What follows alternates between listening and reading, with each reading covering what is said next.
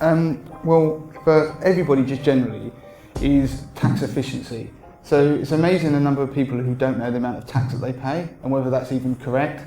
So the Money MOT, one of the parts of that when you do the plan at the end is to get you to check what your tax code is. And it's amazing how many people are paying the wrong amount of tax. So you want to maximise the money you're getting paid. If I park for 1 second being employed, because obviously being employed you're going to have to go and try and get a pay rise, and there's a whole route that you've got to go down to do that. I always found moving jobs was the best way to get a pay rise. But the other thing is that we live in a very different world to even 10 years ago with the internet, and there is an amazing way you can start to create side income. So to coin that phrase, I don't particularly like it, but the side hustle, okay? So Money to the Masses, to give you an idea, Money to the Masses was completely born out of me writing a blog nearly 10 years ago, where I came home from work, I used to work in the city, and then started giving away what I knew for free and just writing it. And just by doing something consistently, if you do it every day, so there'll be somebody in here now who's probably got an idea, they don't know whether it would be a business or not, they're embarrassed to tell other people about it, I don't mind admitting I was, so I just sat there and started doing this thing anonymously.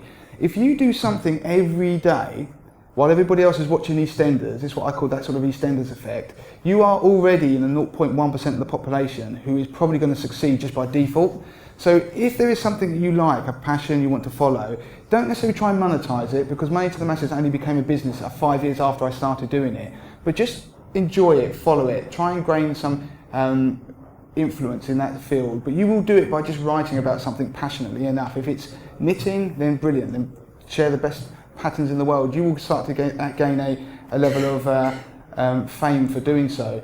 And by doing that, you can then eventually you earn the right to be able to start a business. And people like Lynn have done similar things since she's left her main job. If you've got that amazing idea, it's something that you love and you want to do every day, because it takes a long time for these side hustles to make some money. So it has to be something that you're passionate about going and doing every day. Like, I want to write every day, and I've wanted to do that for the past 6.5 years, and it just carries on and carries on and grows and grows and grows.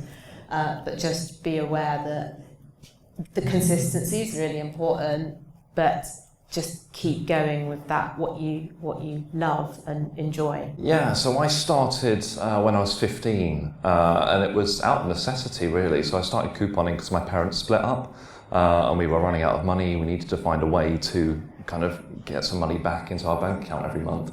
And I started couponing just because I saw a TV show and was like, I'm gonna do that, I'll save money that way.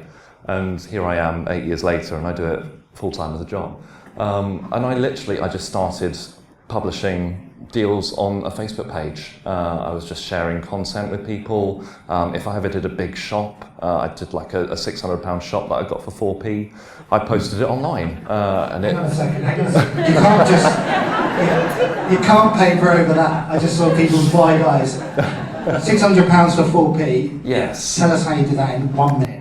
Okay, in 1 minute, oh gosh. Basically, I contacted as many manufacturers as I could, basically saying, hey, I love your brand, can you send me some coupons? And it worked.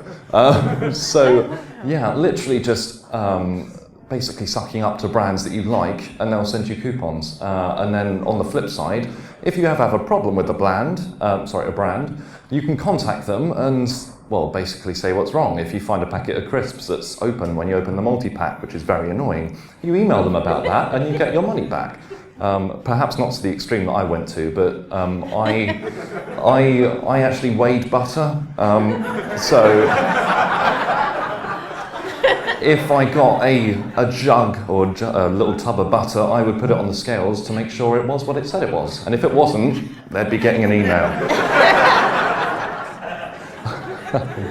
So, yeah, that's basically in a nutshell. £600 for 4p. Who was charging you the 4p? That's all. I know. I was gutted it wasn't nothing.